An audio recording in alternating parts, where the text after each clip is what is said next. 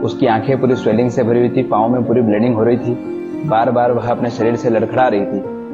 मेरी आंखों से देखा नहीं गया। मैंने उससे पूछा कि नगरी है, यहाँ किसी प्रकार का भी जो है कि ऐसा गलत कार्य करने वालों के लिए हमेशा मृत्युदंड ही तय होना चाहिए, क्योंकि आज पुलिस प्रशासन का भय लगता है लोगों में नहीं है। उसी के कारण तो आए दिन हम ऐसे केसेस देख रहे हैं। कुछ 4 महीने पहले भी हम लोगों ने सुना था और देखा भी था कि 4 साल की बच्ची के साथ भी ऐसा ही जो है कि द्युत कार्य देखने में हम लोगों के आया था।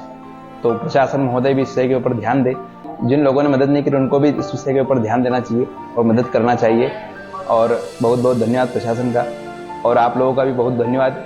इस आश्रम का नाम दंडी सेवा आश्रम है। मैं अपने आश्रम से बाहर कहीं जा रहा था इमरजेंसी में, मेरी गेट से 20 फीट की दूरी पर उस बालिका को मैंने उज्जैन की ओर आते हुए देखा। बालिका बेहोश नहीं थी, बालिका बोल रही थी, बालिका चल रही थी, बालिका खा रही थी, बालिका बोल रही थी। बस ये कि उसकी भाषा में अपने को समझ में नहीं आ रहा था। हाँ बताया ना, मैंने आपको बताया ना, पूरे उसके पाँव के पूरी ब्लीडिंग हो रही थी।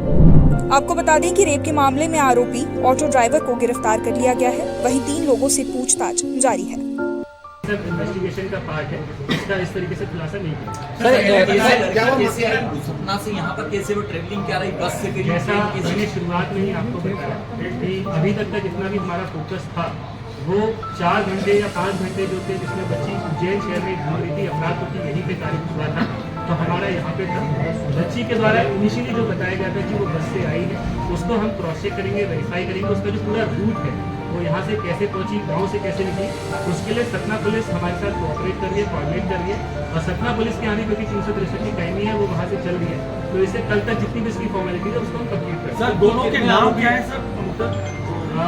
मुझे लगता है कि शायद जो सुप्रीम कोर्ट गाइडलाइंस है उसमें नाम देने का अनुमति नहीं। सर अहम कड़ी क्या था सर? अहम कड़ी खुलासे की मां के साथ भी गलत हुआ।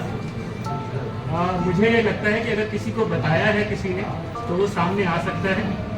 किसी ने इस तरीके की बात नहीं कही है। मुझे जहाँ तक पता है अस्पताल में सिर्फ एक बात कही गई थी कि मेरी माँ छोड़ के चली गई है, और सतना से भी जो वेरीफाई हुआ है कि उसकी माँ घर काफ़ी साल पहले, लगभग 5-6 साल पहले छोड़ के जा चुकी है।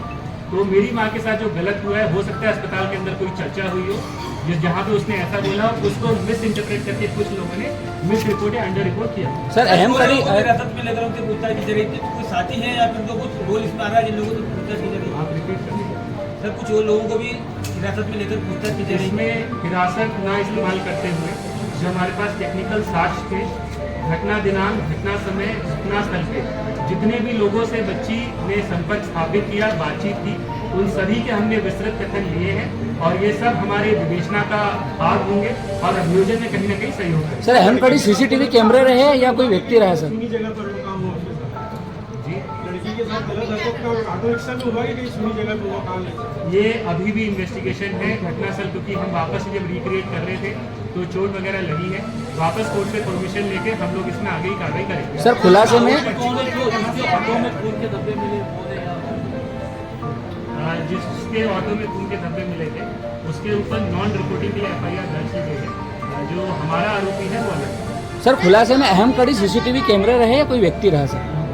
खुलासे में अहम यदि देखा जाए तो कहीं ना कहीं जो पूरी टीम थी जो पिछले 2.5 दिन से लगातार दिन रात काम कर रही थी वो थी। इसके अलावा उज्जैन की मीडिया थी जिसने लगातार हमारा सपोर्ट किया।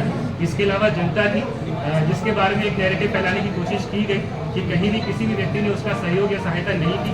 और जब हम लोगों ने बैकट्रैक किया, इन्वेस्टिगेशन का पार्ट जब वो बना, तो जितने भी मोहल्ले के लोग थे कई बार उनको फाइनेंशियल मदद की, किसी ने 50 दिया, किसी ने 100 दिया।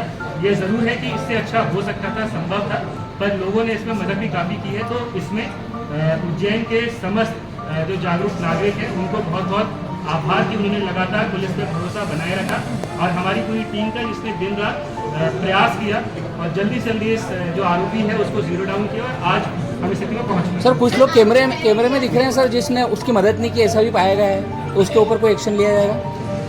कैमरे में मदद वाला अगर किसी के पास कोई रहेगा, कोई शिकायत आएगी तो उसमें अग्रिम कार्रवाई करेंगे। सर फिलहाल पीड़िता की स्थिति कैसी है? पीड़िता का जो मेडिकल बुलेटिन है, आरोपी की जो FIR कायम है वो 376 की जो है उसमें एक आरोपी है। इसके अलावा जिस व्यक्ति ने चिकित्सक सलाह और जो विधिक सहायता जो पुलिस को बताया जाना था वो नहीं बताया, उसके लिए IPC में जो प्रोविजन है, खासकर जो अमेंडमेंट्स हुए हैं उसके तहत एक अलग से प्रकरण दर्ज किया। सर सर अहम मेरा कड़ी- वो निर्भया कांड वाला सर- निर्भया एक मेरा निर्भया कांड जैसा है ये कांड। निर्भया कांड से पैरेलल ड्रॉ कर पाना इस प्रकार के मेरे लिए मुश्किल है। इसमें जो तथ्य मेरे सामने थे वो मैं बता चुका हूँ। निर्भया कांड से स्पेसिफिक अगर आप कुछ पूछना चाहते हैं ऐसा है ऐसा नहीं, उस पर मैं कमेंट कर सकता हूँ। नहीं तो मैं इसलिए बोल रहा हूँ, एक मिनट, मैं इसलिए बोल रहा हूँ कि जो कुछ सर्जरी हुई है वो मेजर सर्जरी हुई है और ऐसा लगता है कि एक व्यक्ति ने नहीं, एक से अधिक व्यक्ति ने किया है या तो एक या वो किसी को कोई रॉड टाइप ऐसा कुछ उसको इंस्ट्रूमेंट उसके वेजाइना में डाला गया, क्रूरता की गई है। इसमें मेरा सबमिशन आपसे प्राइमरीली एक है कि बच्ची के द्वारा क्योंकि इंडोर्स नहीं किया गया उसके साथ क्या घटनाक्रम हुआ है, किसने किया है, तो इसको अभी गैंगरेप कहना बहुत ज़्यादा प्रीमेच्योर होगा। और क्योंकि मेडिकली ये एस्टैब्लिश नहीं हुआ है कि कोई एक्सटर्नल ऑब्जेक्ट था या नहीं था, तो वो भी कोर्ट की दृष्टि से अगर देखा जाए या लॉ की दृष्टि से देखा जाए तो वो ना विधि सम्मत होगा ना मर्यादित होगा। सर आरोपी के साथ में बच्ची कितनी देर रही, कहाँ पे उसने उसको बिठाया, कितने समय